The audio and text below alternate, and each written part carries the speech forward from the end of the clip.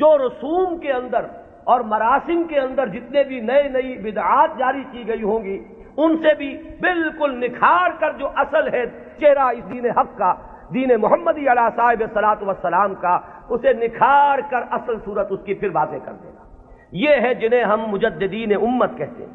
اور یہ جان لیجئے کہ اس کا اگرچہ جن لوگوں کو ہم نے قرار دیا ہے کہ وہ اس امت کے مجددین ہیں، ہمارے ہاں نہ مجدد معصوم ہے۔ اب اختلاف رکھیے، یہاں پر فرق ذہن میں رکھیے۔ میں نے تو آپ کو بتایا کہ مجدد کہاں ہے، حضرت ابو بکر سے بڑھ کر تو کوئی افضل نہیں،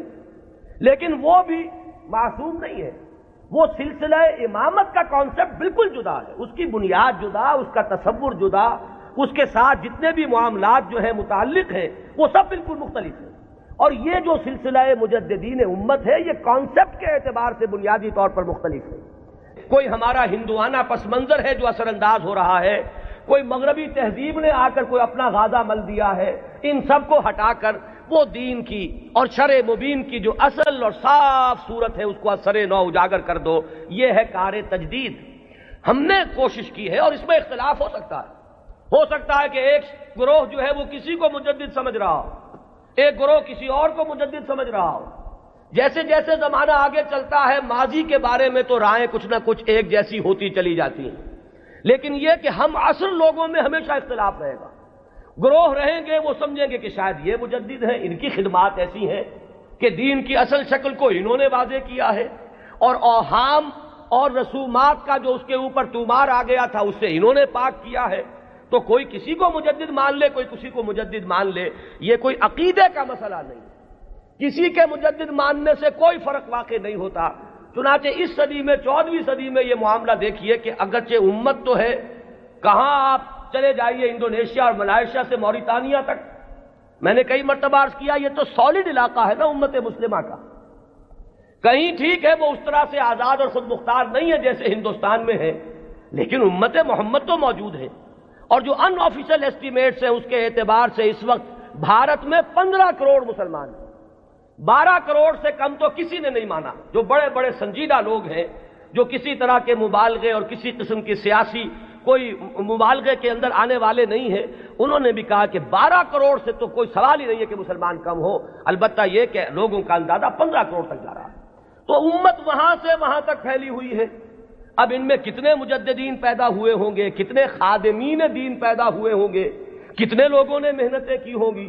ایک ہی وقت میں وہاں حسن بننا ہے مصر میں، یہاں مولانا مودودی بھی ہیں، یہاں مولانا الیاس صاحب بھی ہیں، یہاں مولانا اشرف علی تھانوی بھی ہیں، یہاں مولانا رشید احمد گنگوہی بھی ہیں، اور بھی بہت سے لوگ ہیں جن کے بارے میں کسی کو کسی کے بارے میں، کسی کو کسی کے بارے میں خیال ہو سکتا ہے۔ یہ تو در حقیقت فیصلہ ہوا کرتا ہے 2-3 صدیوں کے بعد، پھر جا کر زیادہ انسان آبجیکٹیولی اندازہ کر سکتا ہے کہ کس کی کیا کنٹریبیوشن ہے۔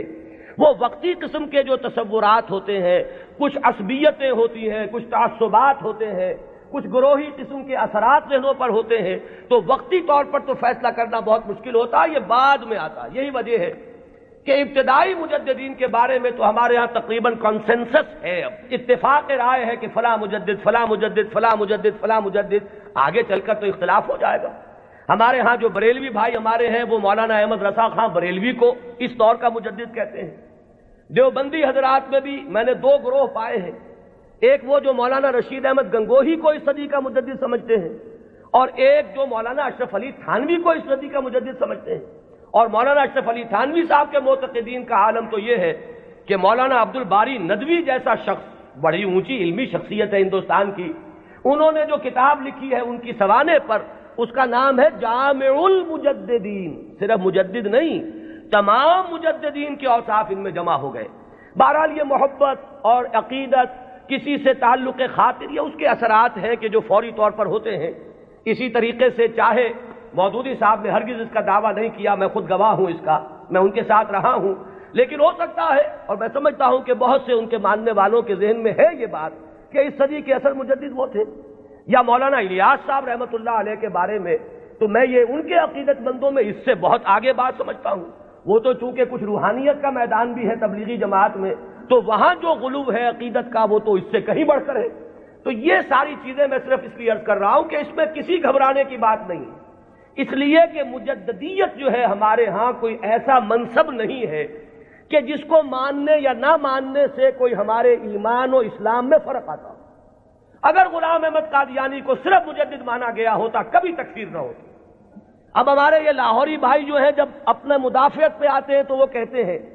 کہ ہم تو صرف مجدد مانتے ہیں۔ ایک زمانے میں اسی وجہ سے اس بات کا قائل رہا کہ قادیانیوں کی تکفیر تو درست ہے، لیکن ان کے بارے میں ہمیں توقف کرنا چاہیے، اس لیے کہ یہ تو نبی نہیں مان رہے، لیکن ثابت یہ ہوا ہے کہ اس شخص نے نبوت کا دعویٰ کیا۔ اب کوئی شخص انکار کرے تو بات اور ہے، اور کم سے کم یہ کہ مسیح موعود مانتے ہیں اور وہ مہدی موعود مانتے ہیں، ان دونوں چیزوں کو انہوں نے جمع کر دیا ہے، اور دعویٰ جو ہے اس کا ثابت ہے کہ اس نے نبوت کا دعویٰ کیا، لہذا ان کے انکار سے انہیں کوئی ریلیف نہیں مل سکتا۔ بہرحال جو بات میں عرض کر رہا تھا وہ یہ کہ ہمارا جو یہ تصور مجدد ہے اس کو ذہن میں رکھیے۔ تو اب اس سے آگے بحث کو بڑھائیے۔ جیسے سلسلہ نبوت و رسالت اپنے ارتقائی مراحل طے کر کے مقام عروج پر، کلائمیکس پر، درجہ کمال پر پہنچا محمد الرسول اللہ صلی اللہ علیہ وسلم کی ذات مقدسہ میں، اسی طرح بالکل منطقی طور پر سمجھیے کہ اب یہ مجددین امت کا سلسلہ بھی قیامت سے پہلے اپنے ایک تکمیلی مرحلے کو پہنچے گا، اور وہ تکمیلی مرحلہ کیا ہے کہ اس امت کی ایک ایسی تجدید ہوگی، اس دین کی ایک اتنی مکمل تجدید ہوگی، وہ دین کہ جسے اب پوری دنیا کا دین بننا ہے، جس کی خبر دی ہے محمد الرسول اللہ صلی اللہ علیہ وسلم نے۔ تو وہ اخبار و احادیث ہمیں ملتی ہیں کہ جن میں حضور نے یہ خبر دی ہے کہ قیامت سے قبل اور قرب قیامت کے زمانے میں میری امت میں ایک شخص ایسا پیدا ہوگا کہ جو اس دین کو دنیا میں غالب کرے گا، جو اس کے لیے پھر اثر نو ایک جد و جہد کرے گا۔ ظاہر بات ہے کہ وہ سلسلہ مجددین ہی کی آخری کڑی، اس لیے کہ قیامت کے سلسلے میں بات ہو رہی ہے قیامت سے پہلے ایک ایسی عظیم شخصیت جو ہے مسلمانوں میں پیدا ہوگی، وہ سلسلہ مجددین امت کا یوں سمجھیے کہ مقام عروج ہے، وہ اس کا کلائمیکس ہوگا، وہ اس کا تکمیلی درجہ ہوگا۔ اس ضمن میں جو احادیث آتی ہیں ان کو ہم دو بڑے بڑے گروہوں میں تقسیم کر سکتے ہیں۔ پہلی بات تو یہ جانیے کہ کوئی حدیث اس بارے میں سند کے اعتبار سے اتنی قوی نہیں ہے کہ امام بخاری رحمت اللہ علیہ نے جو اپنا معیار بنایا تھا قبول روایت کا اس پر پوری اتر جائے۔ سب سے کڑا معیار امام بخاری کا ہے، یہی وجہ ہے کہ یہ کہا گیا ہے کہ اصح الکتب بعد کتاب اللہ صحیح البخاری۔ حدیثوں کی چاند پھٹک، کس روایت کو قبول کریں گے کس کو نہیں کریں گے، ہر محدث نے اپنے کچھ شرائط بنا لی، ایک پیمانہ بنا لیا۔ یوں سمجھیے جیسے یہ بجری جہاں کرشرز لگے ہوتے ہیں اور اس کے بعد وہ کرش سٹون جو ہے وہ کنویئر بیلٹ پر آتا ہے اور مختلف سائز کی چھلنیاں لگی ہوتی ہیں۔ کوئی چھوٹے سائز کی چھلنی ہے، اس میں سے چھوٹے چھوٹے پتھر جو ہے وہ نکل جائیں گے، اس سے آگے چل کر اور چونکہ گریڈنگ کرنی ہے کہ آدھے انچ سے کم چاہیے بجری تو یہ اس چھلنی میں سے نکل گئی وہ لے جائیے،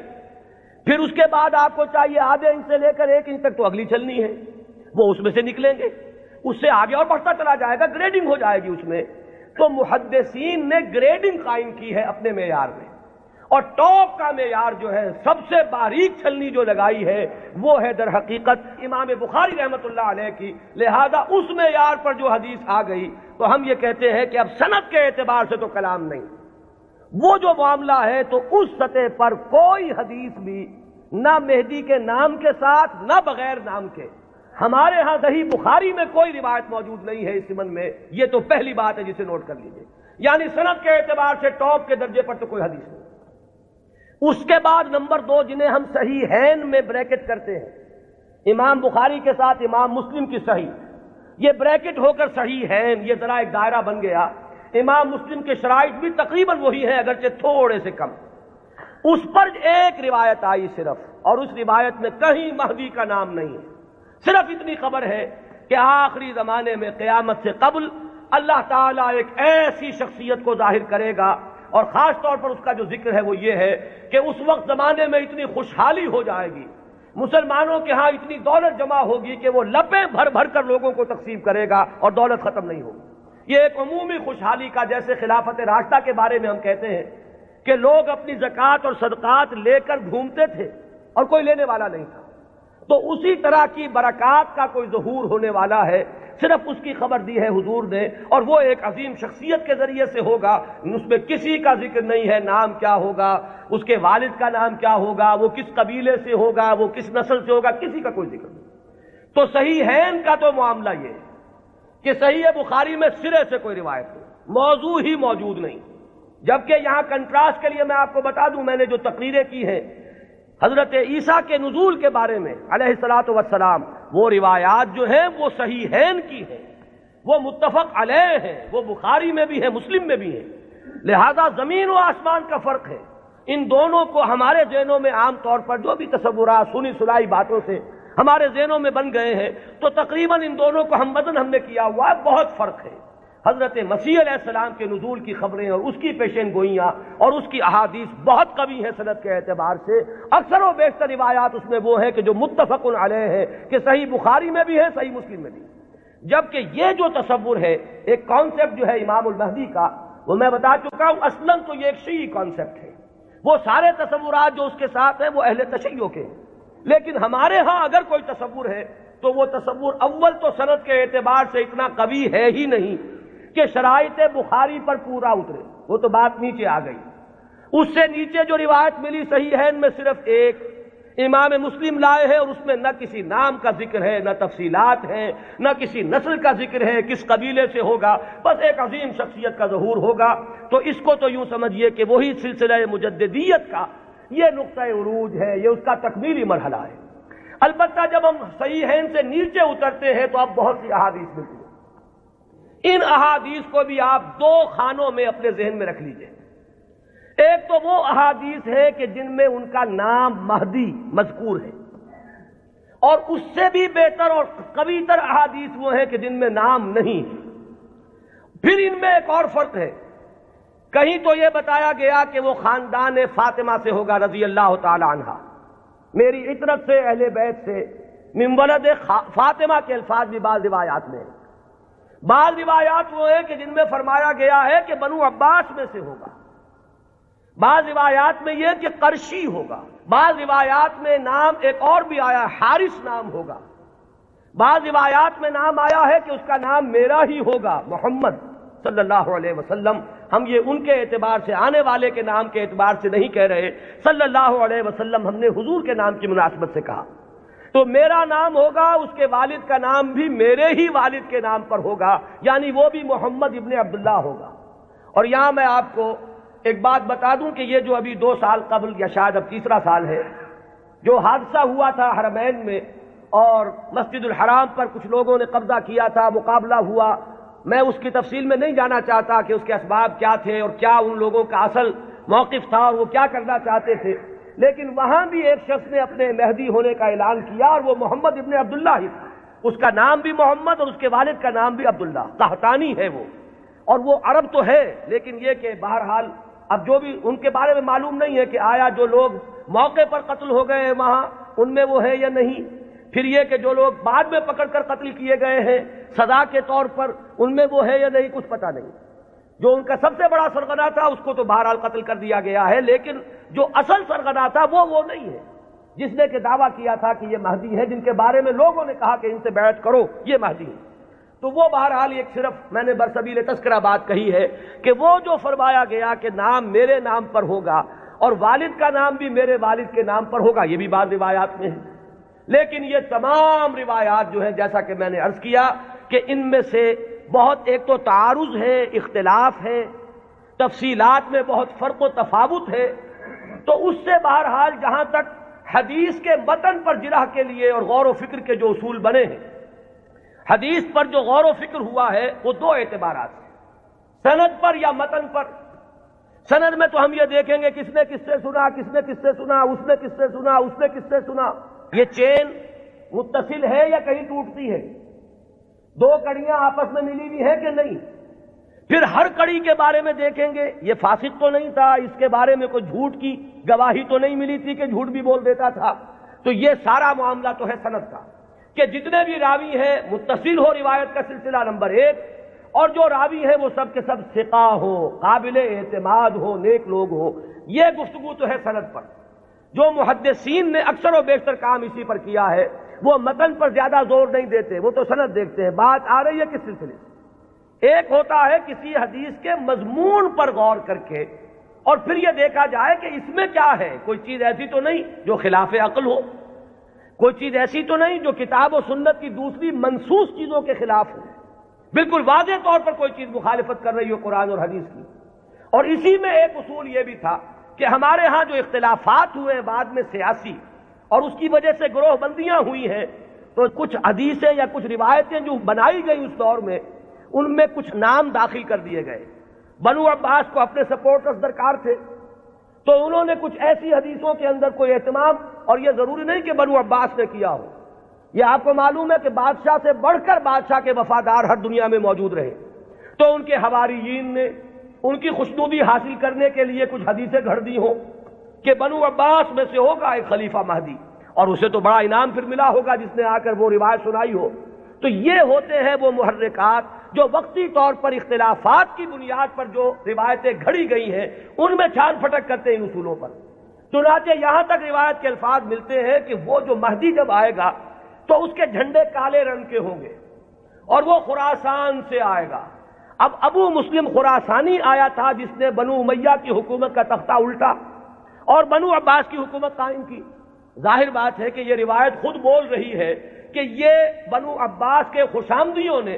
بنو عباس کو خوش کرنے کے لیے یہ کوئی روایت گھڑی ہے، اور چونکہ یہ درجہ ثالث درجہ چہارم کی روایات ہیں لہذا ہمیں ان کے متن پر گفتگو کرنے کا حق حاصل ہے۔ صحیح ہے ان کی روایات کا معاملہ مختلف ہو جائے گا، سند کے اعتبار سے اتنی پختہ روایات جو ہے تو ہمیں سوچنا پڑے گا، توقف کرنا پڑے گا کہ ہماری عقل ٹھوکر کھا سکتی ہے، آخر ہماری منطق بھی تو ٹیڑھی ہو سکتی ہے، وہاں ہمیں رکنا ہوگا۔ لیکن جہاں معاملہ روایت کے اعتبار سے اتنا پختہ نہیں ہے تو ظاہر بات ہے کہ وہاں متن پر گفتگو ہوگی۔ تو اکثر و بیشتر روایات تو اسی نوعیت کی ہیں کہ کہیں، چونکہ آپ کو معلوم ہوگا یہ ہماری تاریخ کا ایک عجیب واقعہ ہے، بنو امیہ کی حکومت کا تختہ الٹا بنو عباس نے، لیکن بنو عباس نے اس کے لیے جو مسلمانوں کو اپنے گرد جمع کرنے کے لیے نعرہ بلند کیا وہ تو تھا خاندان بنی ہاشم اور بنی فاطمہ آل رسول، ان کا نعرہ لگایا، اور جب انہیں حکومت مل گئی تو سب سے بڑھ کر تشدد جنہوں نے کیا ہے آل فاطمہ پر وہ یہی بنی عباس تھے۔ سیاست کے یہ کرشمے دیکھنے میں آتے ہیں،